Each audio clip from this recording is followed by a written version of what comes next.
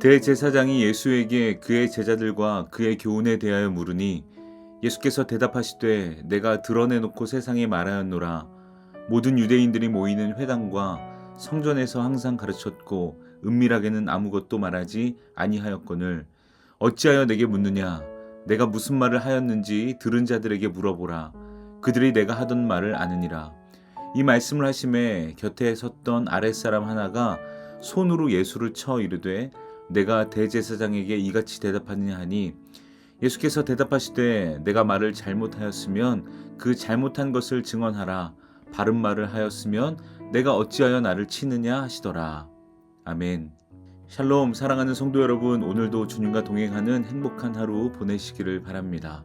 읽은 말씀을 가지고 예수님을 바로 알면 담대합니다 라는 제목으로 묵상한 바를 함께 나누겠습니다. 오늘 본문에서는 예수님께서 대제사장 안나스 앞에서 신문을 받으시는 장면이 중심을 이루고 있습니다. 그런데 예수님은 위축되거나 그 가운데서도 흔들리지 않으시고 오히려 담대하게 자신의 입장을 밝히십니다. 요한복음의 저자 요한은 이 장면을 굉장히 강조하고 싶었던 것 같습니다.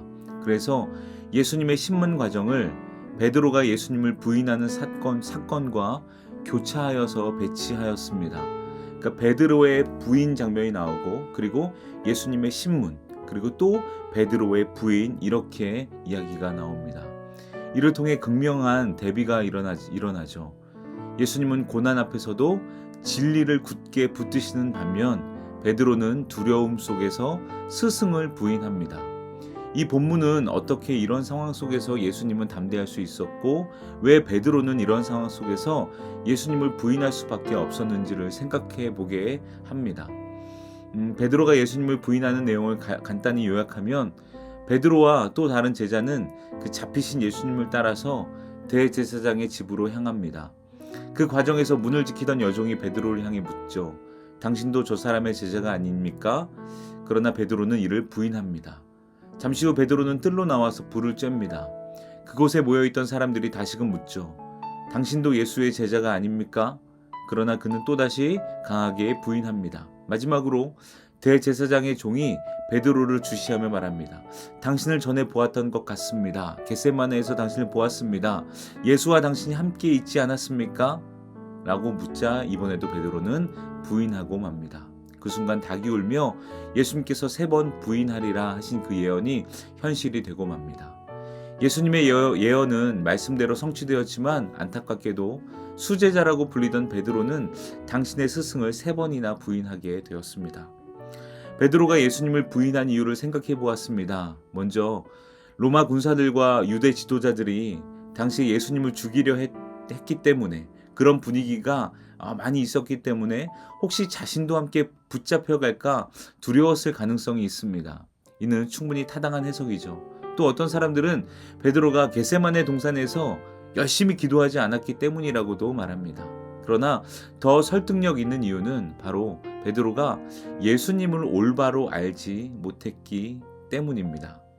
베드로는 예수님을 단순히 정치적인 메시아로 이해하고 있었습니다. 즉 로마의 압제에서 이스라엘을 해방시킬 강력한 어떠한 군사적 지도자로 기대했었습니다. 겟세마네에서 베드로가 대제사장의 종 말고의 귀를 벤 것도 예수님께서 강한 능력으로 저항하실 것이라고 믿었기 때문입니다.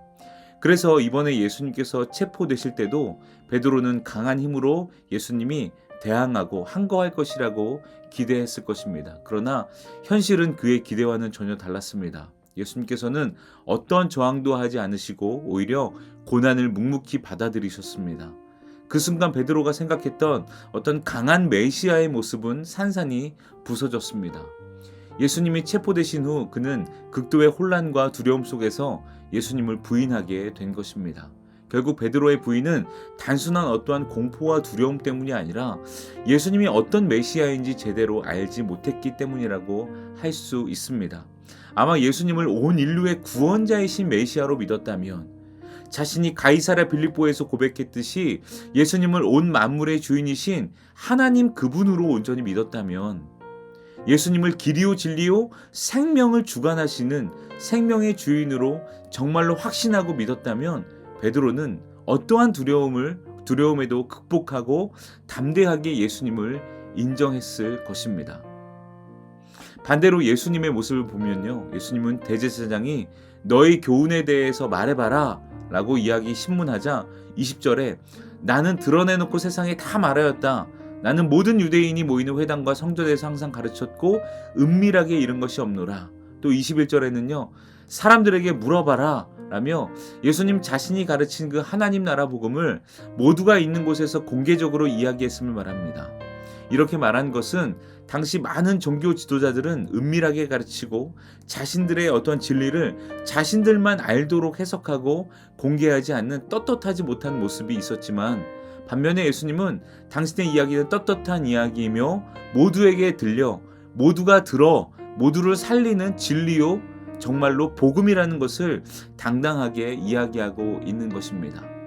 이렇게 이야기하자 곁에 서 있던 사람 중에 하나가 손으로 예수님의 뺨을 때리면서 내가 대제사장에게 그따위로 대답하느냐 라고 말합니다.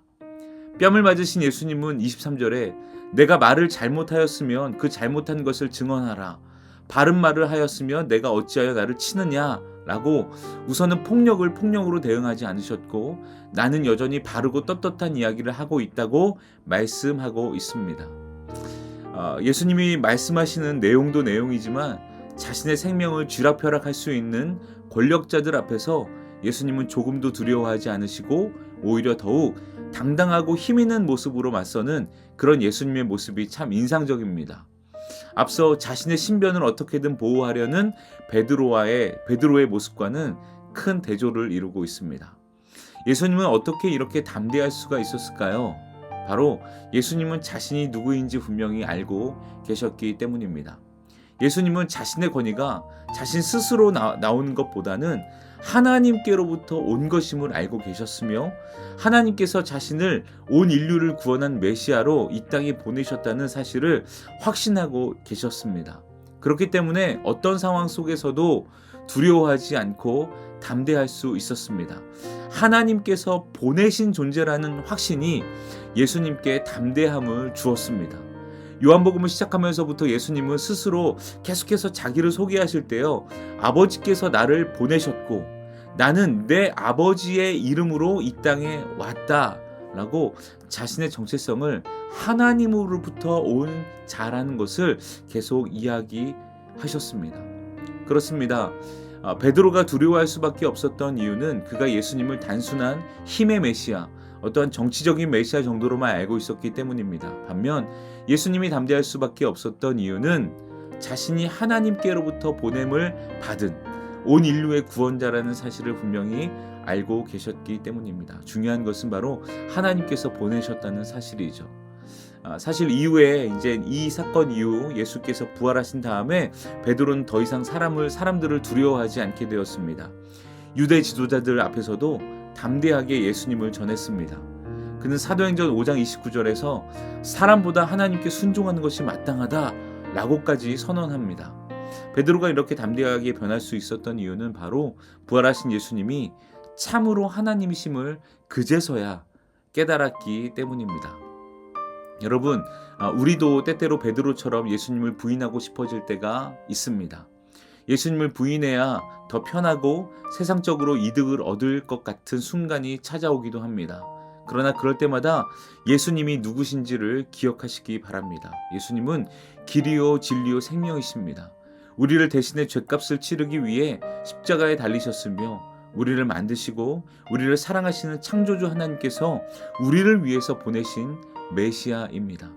예수님은 어떠한 상황에서도 이 사실을 분명하게 알고 계셨기 때문에 하나님으로부터 보냄받은 존재라는 사실을 알고 계셨기 때문에 두려워하지 않았습니다. 뒤에는 하나님께서 함께 하셨기 때문입니다.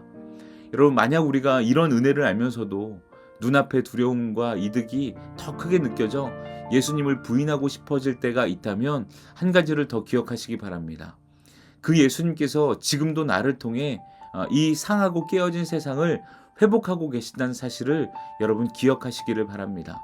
나를 통해 하나님 나라 복음이 이 땅에 펼쳐진다는 사실을 말입니다. 예수님이 이 땅에서 하셨던 일을 이제 우리가 예수님의 제자로서 감당하고 있다는 사실을 잊지 마시기를 바랍니다. 우리도 예수님처럼 하나님의 놀라운 계획을 위해 이 땅에 보내어진 사람들입니다. 우리 뒤에도 하나님이 우리 뒤에 든든하게 서 계십니다. 그러니 오늘도 믿음의 주요 우리를 온전케 하시는 예수님을 바라보고 예수님과 동행하는 그런 믿음의 하루를 보내시기를 바랍니다. 이렇게 하면 예수님을 깊이 알 것이고 그 깊이 알면 또 우리의 삶을 믿음의 삶으로 담대하게 역사하게 될 줄 믿습니다. 함께 기도하겠습니다. 하나님 감사합니다. 오늘 말씀을 통해서 베드로의 연약함과 또 예수님의 담대함을 보게 되었습니다. 하나님, 예수님을 온전히 알면, 깊이 알면, 예수님이 어떤 분이란 사실을 알면 담대하게 될 줄 믿습니다. 하나님께서 보내셨다는 사실을 기억하셨을 때 예수님은 담대하셨습니다. 우리도 이 땅 가운데 하나님께서 보내신 줄 믿습니다. 그 사실을 기억하며 우리도 담대하게 예수님께서 이 땅에 행하셨던 모든 것을 우리가 이제는 이어서 해나가는 그런 삶을 살아갈 수 있도록 인도하여 주옵소서. 오늘도 우리의 삶을 주님께 맡겨드리며 살아계신 예수님의 이름으로 기도합니다. 아멘. 말씀을 가지고 기도하시고 오늘도 교회와 또 담임 목사님을 위해서 또 우리 하루를 위해서 함께 기도하겠습니다.